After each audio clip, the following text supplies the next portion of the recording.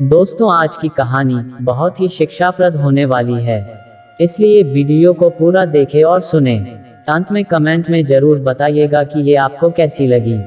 तानसेन मुगलकालीन भारत के सबसे श्रेष्ठ संगीतकार थे। वे अकबर के दरबार के नवरत्नों में न सिर्फ शामिल थे, बल्कि अकबर उनके संगीत के दीवाने भी थे।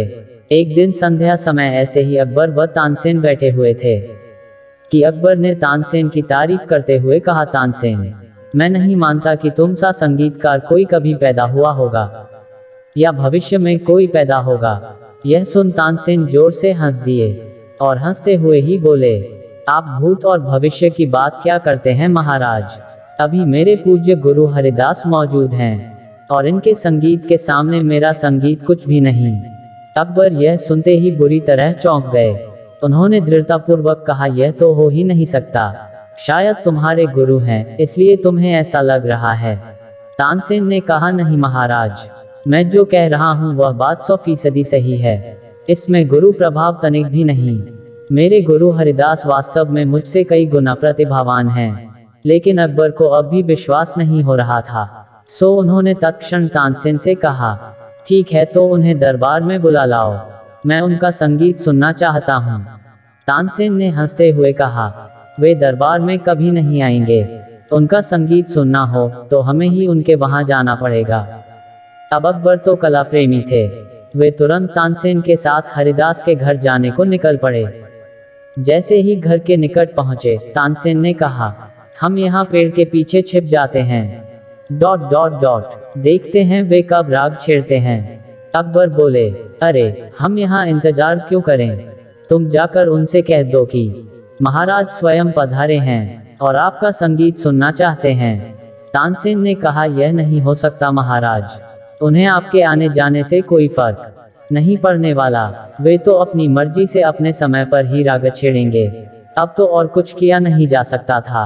अकबर को हरिदास का संगीत सुनना ही था। सो चुपचाप तानसेन के साथ पेड़ के पीछे छिप गए और हरिदास के राग छेड़ने का इंतजार करते रहे। उधर मध्यरात्रि को हरिदास ने आलाप छेड़ा और छेड़ा तो ऐसा छेड़ा कि अकबर स्तब्ध रह गए। उनकी आंखों से आंसू बहने लगे। बात तानसेन की 100% सही थी। तानसेन का उनके गुरु से कोई मुकाबला हो ही नहीं सकता था। खैर, हरिदास का पूरा गान सुन अकबर व तानसेन राजमहल के लिए निकल पड़े। रास्ते में अकबर ने तानसेन से पूछा, तुम ऐसा क्यों नहीं गा सकते, प्रयास करो, दुनिया में क्या असंभव है। तानसेन ने कहा, यह कभी नहीं हो सकता। अकबर ने चौंकते हुए पूछा, क्यों। तानसेन ने कहा, बात प्रतिभा या प्रयास की है ही नहीं, क्योंकि मैं दरबार में आपकी जी हुजूरी में गाता हूँ। मुझ में गुरु वाली बात आ ही नहीं सकती। मनुष्य जो कार्य अपनी मस्ती में और सिर्फ अपने लिए करता है, यानी कि अपनी खुशी के लिए, जिसको करने में उसे आनंद आता है, उसकी बात ही अलग होती है। सारांश यह है कि यह अक्सर देखा गया है कि व्यक्ति प्रतिभावान भी हो, प्रयास भी कर रहा हो, पर बात नहीं बनती। क्यों? क्योंकि मनुष्य अपनी प्रतिभा का उपयोग अक्सर दूसरों पर रुआब झाड़ने हेतु करता है या दूसरों की जी हुजूरी में अपनी प्रतिभा का गला घोंट देता है।